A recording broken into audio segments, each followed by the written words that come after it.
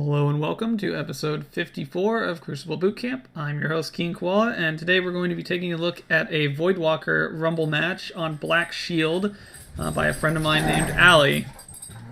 So, he is using a hand cannon sidearm loadout, and some things we're going to cover specifically today are talking about how to re-engage or deal with being re-engaged after being injured, or deal with being pushed during times when you're weak, as well as some general hand cannon play advice for today's meta, and a little bit about dealing with doors, especially when it comes to playing Black Shield.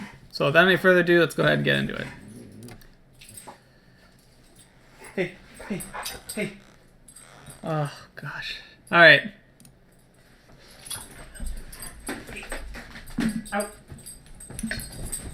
Killing me. You're killing me.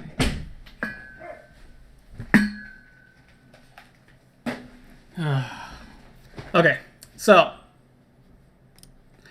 Ali has a decent spawn here off the in the beginning here. He's spawning outside A, so it gives you a lot of options for where you want to go in Black Shield.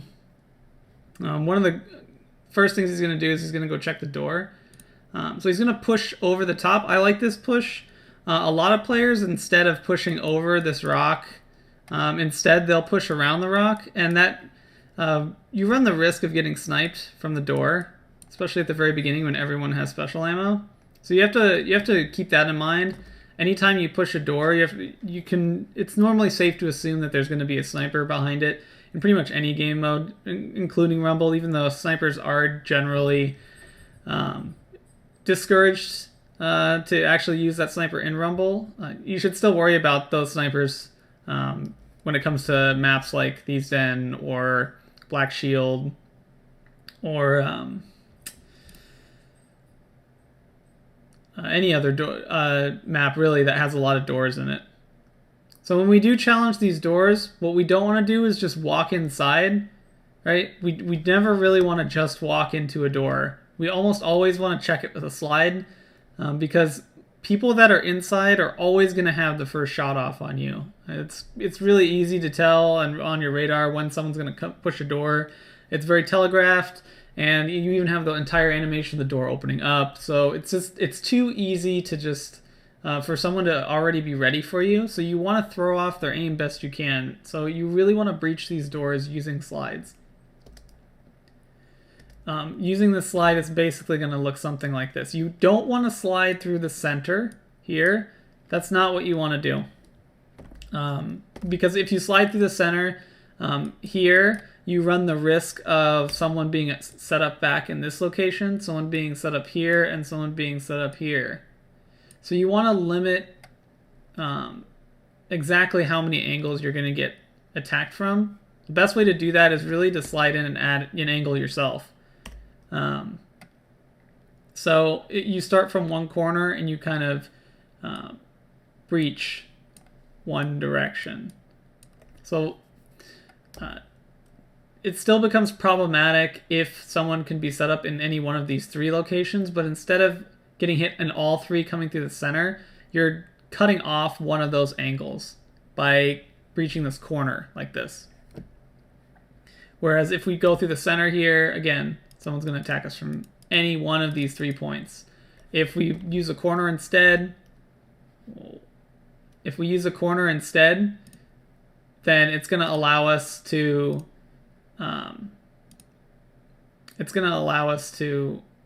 only get attacked from 2 of those 3 angles.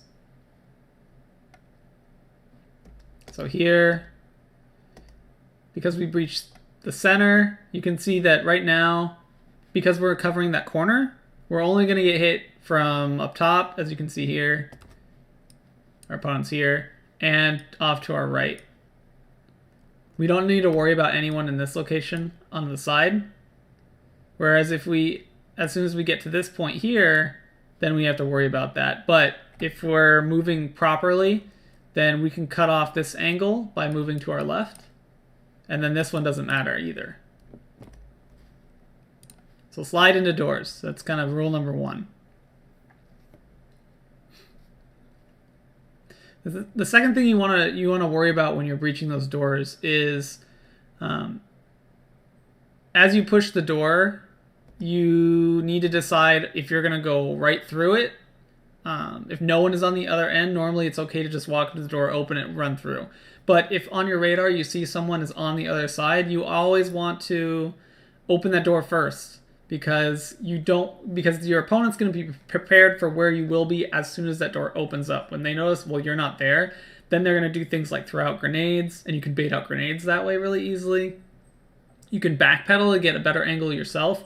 You can check to see if they'll actually push you, because some players, once they see that door open up, they won't wait for you to show up, they'll just push you. So that gives you an opportunity to get off first shot just by letting them go into a choke point. You can take advantage of your sidearm, you can take advantage of a shotgun, you can take advantage of a close primary like a hand cannon or an auto rifle. So sometimes being patient and letting that door open up gives you a lot more options than if you just immediately open the door and push through, because you're not necessarily going to have the best opportunity to get that first shot off. So when we're weak after an engagement, again, in Rumble, our focus is win our 1v1. That's first and foremost, get into a 1v1 and win it. And then our secondary function is we need to push back into cover in order to get our health back so we can get into another 1v1. Very rarely will we get into any true 2v1s where both players are actually focusing on us and not on each other. Most of the time that happens, you're actually cleaning up one of them, or getting a crossfire, or someone's crossfiring your target and they're getting a kill and you're getting crossfire points instead. Very rarely will two opponents in Rumble actually just focus fire you. So by hiding in cover, we're just trying to get our health back for that next 1v1. So what happens when someone's pushing us when we're weak? So there's two ways to deal with this. The first is when you push into cover, you need to make sure that if someone's going to push you, you immediately know your next step, right? You need to start thinking about the second step after you push through cover if you get pushed yourself.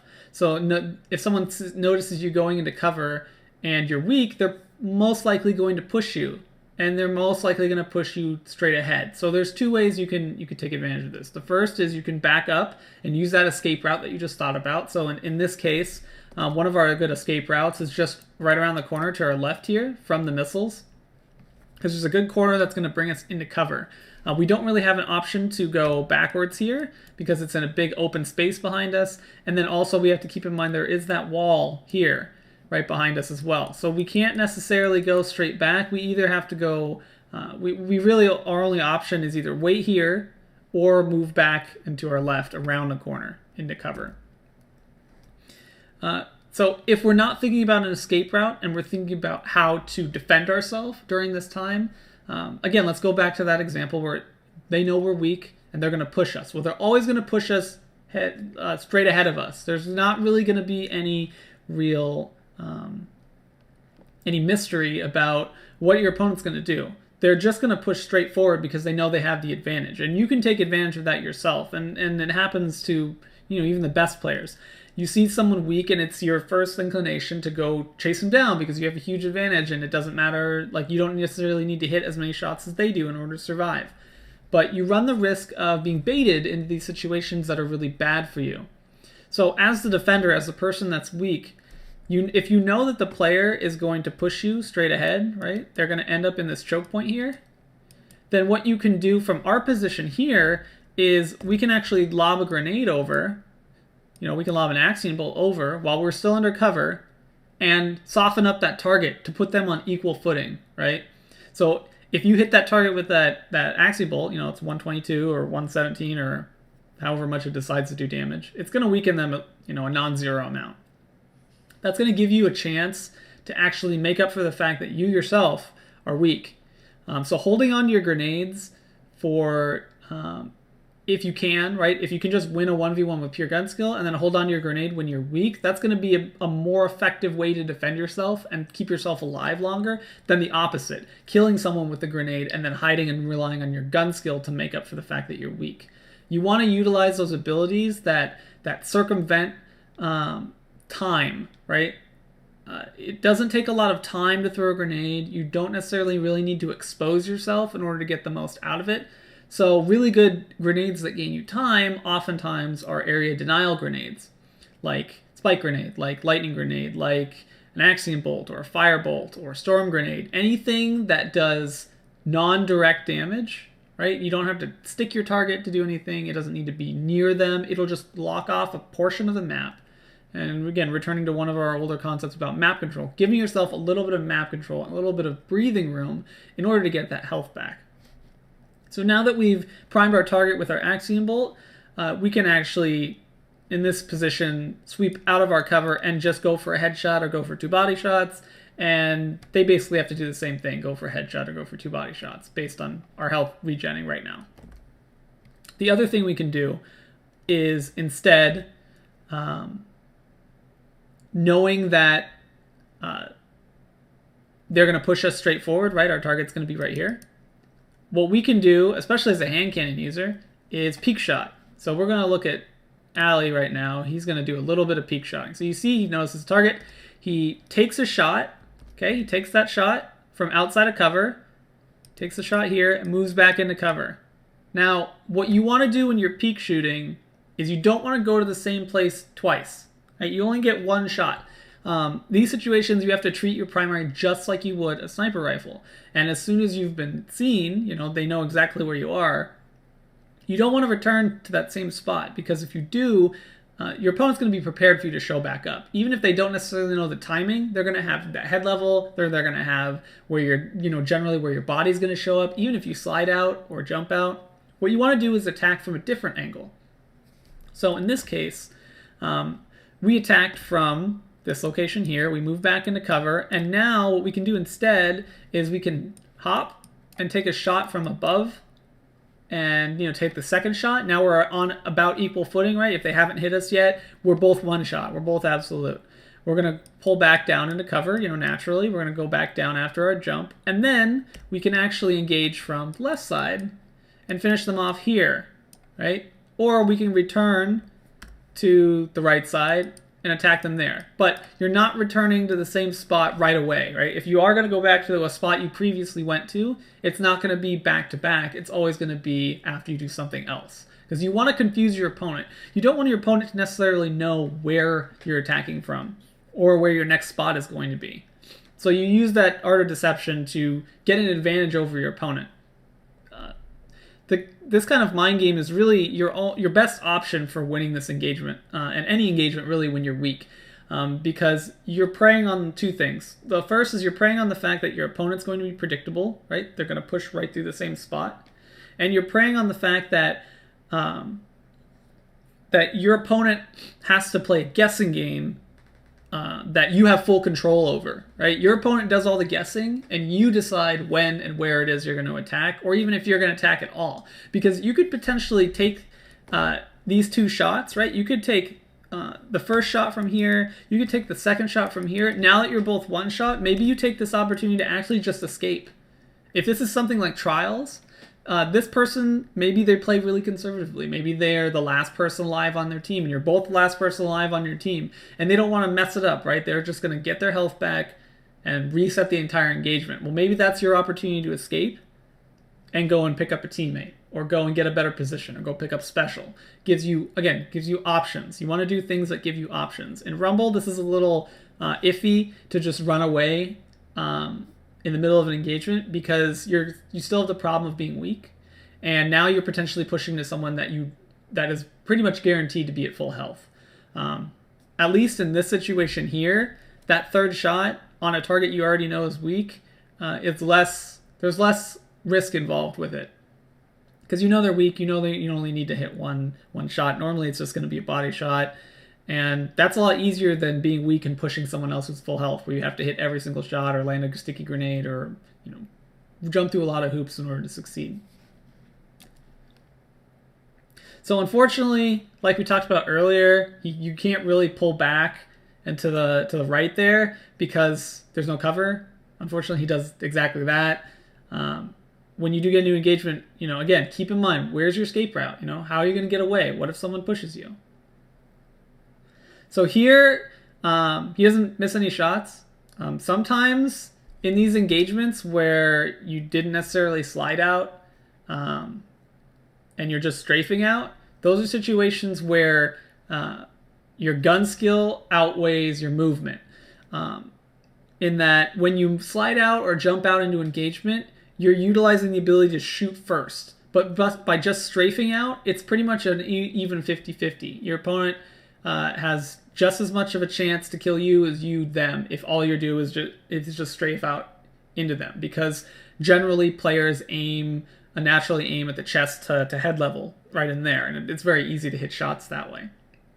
That's the reason why we're jumping or we're sliding out, because if your opponent generally aims at head level and you jump out and they body shot you instead and you land a headshot, you're at an advantage now, right? Especially if they're using a hand cannon. They have to make up that headshot at some point, or they're going to lose if you don't miss any shots. The other thing is, if you get that first shot off, you have a lot of leeway. You could potentially miss a shot because they still have to make up for the fact that they got hit first. So the strafe out is a 50-50. In this case, like, it's not a bad... I want to say it's a bad thing to strafe out. There's a lot of things that you can do to make it easier on yourself, but just strafing out isn't bad. You just have to know that if you do decide to just strafe into an engagement, it's going to be a 50-50, and you got to hit your shots. If you don't hit your shots, then you're going to lose that 50-50 against an equally skilled player. So this is one of those situations where, again, we're strafing out. We got first shot off. When you get first shot off on a target, and something that I see a lot of players struggle with, is finishing their target when you know you have an advantage. Ali hasn't taken any damage yet, and he's gotten a headshot off on his opponent. It's not a max damage run, right? We can see it's an 81. Less than ideal, but that's okay. All we really need to do is follow up with a second headshot, and we're pretty much guaranteed to finish off our target. But most importantly, we have a health advantage. So even if we decide we're not going to get that second headshot, or maybe you don't feel comfortable getting that second headshot, you still only need 3 shots to finish them off. The same as normal, right? You're at an advantage here because your health is still full. So how do you chase down opponents? Well, now it's almost paramount that you're not just strafing out. Now you want to slide, you want to jump, you want to skate, you want to push your opponent. And again, keeping in mind the same principles that we just went over when we were the weak player. They're going to expect you to come the obvious route, straightforward, and so there's things that you need to do to make it less obvious or harder for you to hit. So sliding on the ground or jumping through the air in order to get this engagement straight across. That's kind of what we want to focus on, is a non-standard engagement, where the standard engagement is just strafing out. So here our opponent just doesn't leave, so we just clean him up. All right, so let's talk a little bit about some hand cannon tips now that we're about quarter of the way in here.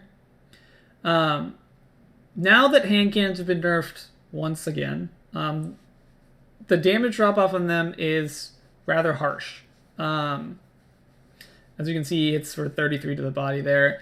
The things that you need to keep in mind now is you're still I would say still very accurate out to that 31 meter range. The old rifled barrel max range, IS Luna range.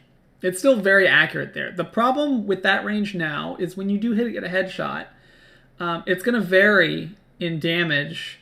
I would say those shots hit for, around 67, 70 damage to the head. So at those extreme ranges, moving forward, it becomes paramount that we're actually even more precise than we have ever had to be in the past. So if you're not good at landing headshots, then you shouldn't be engaging at those long ranges at all anymore. Before, you could kind of get away with it just by spamming shots over and over again. You just hit a bunch of bodies and you'll get away with it. But now if you challenge, say, a pulse rifle or even an auto rifle now, or especially a scout at those ranges where you have that drop off to that about 70 damage range, you have to hit headshots, one after the other. So pacing at that range just to make sure you get a headshot, that's really important. Being able to control your recoil, that's even more important. And just in general, hitting a headshot has a lot of precision to do with it. So you want high aim assist guns, and you want to practice, right? You want to practice hitting headshots. It's no longer good enough at those ranges to just hit head, body, body, because you're not going to do enough damage anymore. So you really need to focus on precision now at range. Now, if you don't want to engage at that range, really it just becomes a matter of learning where you can engage from. That 23 meter range is the sweet spot for the pie slice. So as we can see here, we're in that pie slice. So our opponent is in our kind of sweet spot. So we're going to be able to hit that head, body, body and get optimal time to kill. Outside of this range, on the line, on the edge, that's when we're going to have to hit a lot of headshots. And even in the middle of this range here can be suspect. Kind of on the edge of the pie slice, getting close to this line on your radar, you're going to experience damage fall off. So hitting more headshots, again, I'm just going to hammer that point in. You got to hit more headshots now in order to be good with hand cannons. And that's going to be a huge difference between, and it's going to separate decent hand cannon users from great hand cannon users. The great hand cannon users are going to hit a lot of headshots very often, and they're going to kill you from old ranges, where you now would feel a little confused as to why you lost those engagements. So here is one of those instances where we strafed out, we went into a 50-50, we missed a headshot and we lost. That's going to be common. Again, we're just walking through these doors. We need to be sliding more. We need to be waiting for the door to open. Here, it's really important to keep in mind, because in my opinion, you should have died here. When you get smoked, old smoke, you used to have jump suppression, right? You could only bunny hop, and you couldn't get out of the smoke. Now, you can actually double jump out of the smoke, and it isn't as effective anymore. And basically, as soon as you leave the smoke, you gain your speed back. So, but just by walking out, you're going to stay in that smoke cloud, and you're going to take a lot more damage, and generally, you're going to give your opponent a chance to catch up, which is almost what happens here. So we get kind of lucky. But in general, if you get smoked, you want to double jump out and away from it. So here, if our opponent is running away from us, again, some more general sidearm tips. You don't want to have your sidearm out. If your opponent, you only really want to have your sidearm out if your opponent is pushing you, or you are pushing an opponent that is stationary. If you're pushing an opponent that's actively running away from you, you want to have that primary out, because they're going to be too far away for you to get in that optimal kill range. Here, we just miss our last burst. If that was a hand cannon, we would have had time for 3 shots, and we would have killed that player instead. So really important to have that right weapon out for that engagement. So here, that corner slide, you can see there he hit for 84, and he had to go for another headshot in order to finish off that target. Good awareness there of how much damage you did to follow up melee and not try to get a third burst off. In this engagement, again, we lost the 50-50, but I would have just Nova'd. Remember that in Rumble, it's all about speed. So you need to be able to hit those shots, or be able to get kills as fast as you possibly can. So as soon as you get that super, don't hold on to it. Don't try to shut down somebody else's super. Especially if you're at the top, you want to stay at the top, and you want to snowball that lead. And you want to continue to get out further and further away from your opponents, because every time you die, it's equal to a kill and a half, right? It's going to be 150 points, at least. That's not counting if they kill you with a super, or they kill you with a headshot, or they kill you with an ability. I'll give you bonus points on top of that. Base is 150 points for the winner if you're on top, right? If you're the high scorer. So it's doubly important to get kills faster than everybody else, because they can catch up to you easier. That's why games tend to be so close, because if you're the leader and you die a lot, you give a chance for everyone else to catch up, both because you're dead and you're not slaying yourself, and also because you're just giving more points to your opponent. And that's just the way it is. I personally don't really mind how it functions. I like the comeback mechanic. It makes games more interesting and less completely one-sided. Another thing to point out too is, again, going back to this is how you need to use hand cannons better. You see Ali has to hit 3 headshots there. If he didn't hit all 3 of those headshots, he would have died, most likely. So again, precision is everything now with hand cannons. Really good disengage there. That was a perfect example of how you should be approaching doors. Especially with this distance here, and you see yourself not get max damage. So we hugged this wall here, right? Good, right? We have a good, and we know where our escape path is. And as soon as this engagement happens, you know, we've already taken way too much damage to challenge. So what you want to do in this situation is you don't want to hesitate. And Ali does this perfectly, and he just jumps away, right? You throw off your opponent's aim, you don't necessarily give him another headshot, and you immediately pull back into cover. Perfect. That's exactly what you want to do. So rewatch this engagement a couple times if you can. Because that's textbook. This is what you want to do.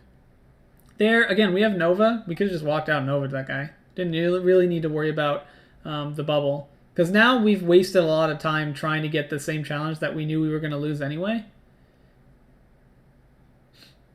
Then we end up getting, kind of bodied by this sidearm trying to push way too aggressively. Sometimes it's best to just commit to whoever's right in front of us. Other times, just use the Nova, right? Just use your super. Don't hold on to it. Because we just used it here for one piece anyway. Then we could have got that so much sooner and potentially killed other people. So here we get some crossfire from our opponent to finish off that player. That's a solid kill. We didn't really have any choice in that position. We were pretty well surrounded. Here we should be sliding up, trying to get to our that location by the missile silo, or the missile rack, I guess, to get into a cover really easily. Because we always have to worry about players being in this location here, and players being in the far locations, whether it be this side or that side. And the way you mitigate that is by being as close to cover as possible. Again, Ali is too far away from his target, and he just has to hit a lot of headshots, which he does. Again, really good. Just gets killed by fusion, which there's nothing you can really do about that particular situation. Fusions are just going to beat sidearms at that range. There, again, we have to hit 2 headshots. If we didn't hit that second headshot, that guy would have had to follow up with another shot. Here we cut that line, and knowing that heavy is going to spawn, and knowing that we have a grenade here, what you don't want to do is push into the open and get greedy for this box, right? You don't want to push into the open and get greedy, especially when you have a huge advantage with this, and then also with this partial cover and then full cover here. There isn't a ton you need to do in order to protect this heavy and secure it. You don't just want to blindly rush into heavy and pick it up. You want to secure it. This goes for pretty much any game mode, trials included. Don't just run to pick up the heavy. If you see an opportunity to pick it up, sure. But if it's being contested, then you have to follow through with the engagement until you see an opportunity to pick it up for free. So here, if we had thrown that grenade, if we had stayed behind our cover, we would never have died to that fusion and given up heavy and potentially let that player get back into the game. It's pretty easy to get a lot of kills with heavy. Compared to, if you're struggling to get primary shots. This position, we should have never challenged the bubble at all. We should have just ran away from it. We didn't have a super ready. We didn't really have any ability to get into that bubble to actually challenge if it was, say, weapons. If it was armor or blessing, we would have died immediately anyway. Some lag there. You still had your Voidwalker melee, so it didn't bug. There was just, some latency, which sucks. But it happens. It's a game on the internet. What are you going to do? Again, walking into these locations. It's okay to walk in that particular instance because there was no one on radar. But if someone was on radar, again, want to be focusing on sliding through there. Want to be focusing on jumping through there. Just do something where you're not at head level when you push through. Really nice unrepentant buffs here. Really good tracking. Like that's picture perfect sidearm play and how you should be using Trespasser. I really like that sequence a lot. And here we were weak. We shouldn't have really pushed this corner. We could have survived, but it still would have been hard. We had a full hallway to walk down, and our opponent has the ability to potentially push us. Let's go through this whole thing again. A little too far. Our opponent has the ability to potentially push us down this hall from both the top and also sweeping around the ramp, or just walking up to the heavy lane and killing us. So it would have been difficult for us to survive this anyway. But you still don't really want to push into players, right? You don't really want to push into this player when you're weak.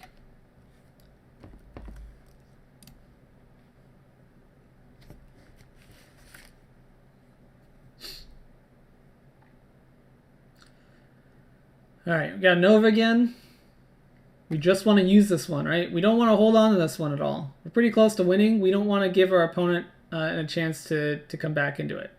So here, just some nice cleanup kills, some nice, our opponent wasn't really paying attention to us. But as soon as we see someone in this position, we should just be Novaing them, which is exactly what Ali does, which is perfect. That's how you use your super in Rumble. Doesn't need to be flashy. You don't need to get a double. The person probably gets mad at you because you just solo Nova'd them, but who cares? You won the game.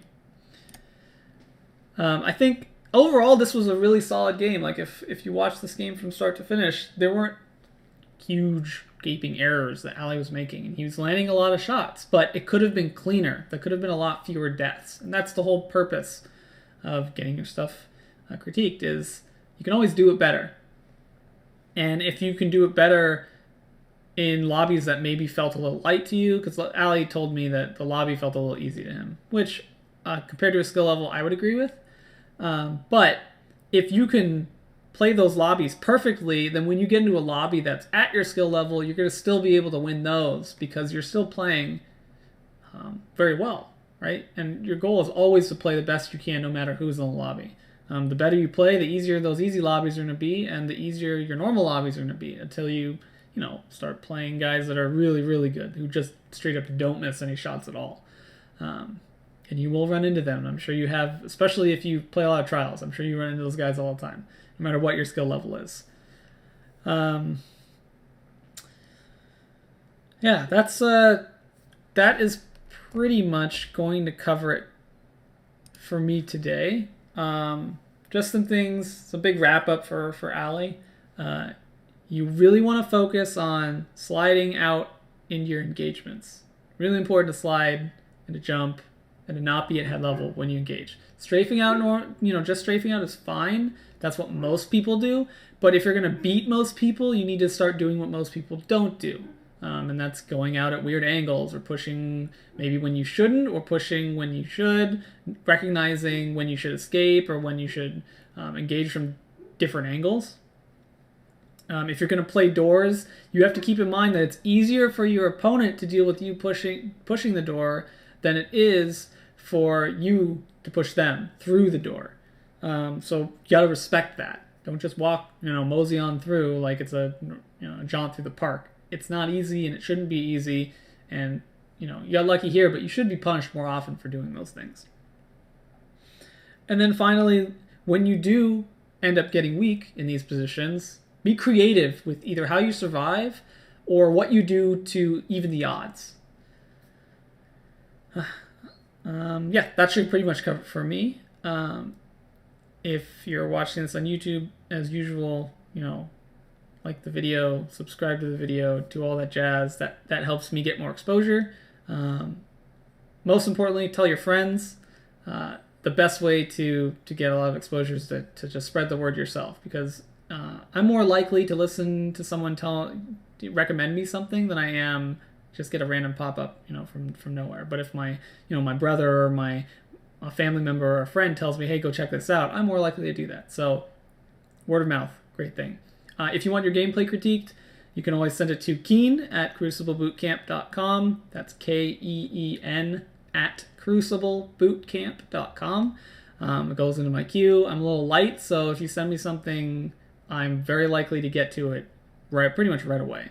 There's like 2 things in my queue right now. And again, it depends on what I want to talk about that day. So someone might have sent me something last week, but maybe yours is more pertinent for what I want to talk about that day. I'll just use that one first. Put the other one on the back burner. And if you want to support the stream, as usual, you can become a Patreon backer. You can get personal tutoring. And you do that at patreon.com/Crucible Bootcamp. But this has been Crucible Bootcamp. I've been your host, King Koala. That's it for today. Class is dismissed. See you guys next time.